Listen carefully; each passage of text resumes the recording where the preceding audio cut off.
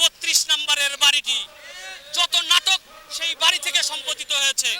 তাই এই নাগরিক সমাজের ব্যানারে আমাদের দাবি একটাই, ওই বাড়িটিকে ভেঙে দ্বিতীয় মুক্তিযুদ্ধের যারা মুক্তিযোদ্ধা তাদের জন্য পুনর্বাসনের ব্যবস্থা করা।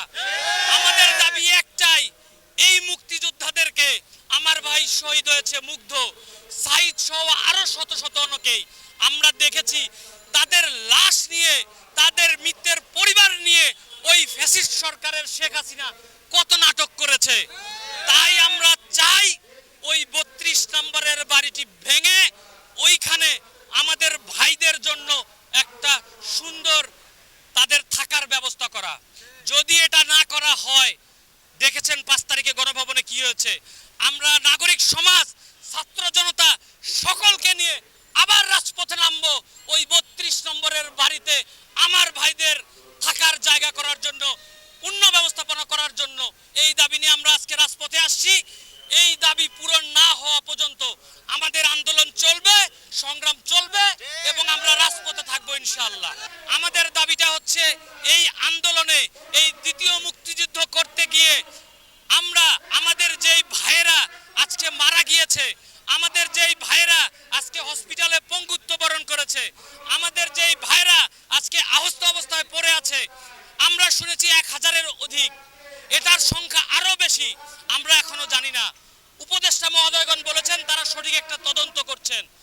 আমরা চাই আপনারা এই তদন্ত কমিটির মাধ্যমে আপনারা এটাও ডিক্লেয়ার দিবেন, যেই সকল ভাইরা আহত হয়েছে, যেই সকল ভাইরা নিহত হয়েছে, যেই সকল ভাইরা আজকে পঙ্গুত্ব বরণ করেছে এবং যাদের যাদের পরিবার ভিকটিমাইজ, সকলের জন্য আপনারা একটা পুনর্বাসনের ব্যবস্থা করবেন।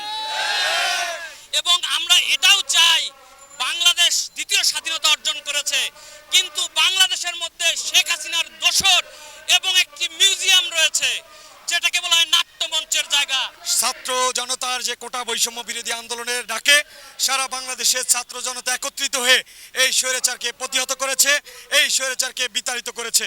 কিন্তু এই স্বৈরাচারের যে রক্ত পিপাসা, রক্ত লিপ্সা যে আচরণ, বাংলাদেশকে শ্মশানঘাটে পরিণত করার যে পায়তারা, বাংলাদেশকে যে সার্বভৌমত্ব বিকিয়ে দেওয়ার যে পায়তারা, সেটির থেকে বাঁচার জন্যই আজকে শত শত শহীদ ভাই ও বোনেরা রক্ত দিয়ে আবারও এই জুলাইয়ের যে চ্যাপ্টার সেটিকে তারা দিয়ে আজকে বাংলাদেশকে দ্বিতীয়বার স্বাধীন করলো। আমি আজকে একজন আইনজীবী হিসেবেই শুধু নই, একজন সচেতন নাগরিক হিসেবে সচেতন নাগরিকের ব্যানারে সকল সচেতন নাগরিককে নিয়ে একসাথে এসে সকলের কাতারে এসে দাঁড়িয়েছি। এজন্য এই বাংলাদেশে যেখানে আজকে এই 32-এর যে মিউজিয়াম, যেখান থেকে সমস্ত পায়তারা যত কুচক্রী আবিষ্কার যারা করেছিল তাদের চিহ্ন, তাদের যত আবিষ্কারের যে জায়গা, সেটিকে বিচ্ছিন্ন করার জন্য, সেটিকে উড়িয়ে দেওয়ার জন্য, শত শহীদদের প্রতি রক্তের সম্মান জানিয়ে তাদের যে আজকে অবদান সেটিকে প্রতিষ্ঠা করার জন্য হলেও আজকে এই 32 নম্বরের যে বাড়ি এবং আজকে শহীদদের যারা হতাহত তাদের ঠিকানার জন্য, তাদের স্মৃতিস্বরূপ এই 32 নম্বর বাড়িটিকে অচিরেই ভেঙে চুরে নতুন করে পুনরূপে শহীদদের স্মৃতিস্বরূপ প্রতিষ্ঠা করে একটি পুনর্বাসনের জায়গা হিসেবে দেখার জন্যই, পুনর্বাসন হিসেবে দেখার জন্যই,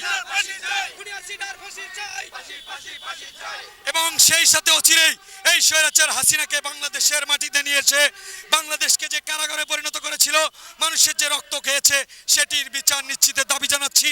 এবং অচিরেই এই সব শহীদদের, হতাহতদের এই 32 নম্বরের বাড়ি ভেঙে অচিরেই পুনর্বাসন ব্যবস্থা হবে বলে আপনাদের মাধ্যমে সকল শ্রেণী কাঠামোকে এগিয়ে আসার আহ্বান জানিয়ে দ্রুত ব্যবস্থা নেওয়ার দাবি জানিয়ে আমি আমার সংক্ষিপ্ত কথা এখানেই শেষ করছি।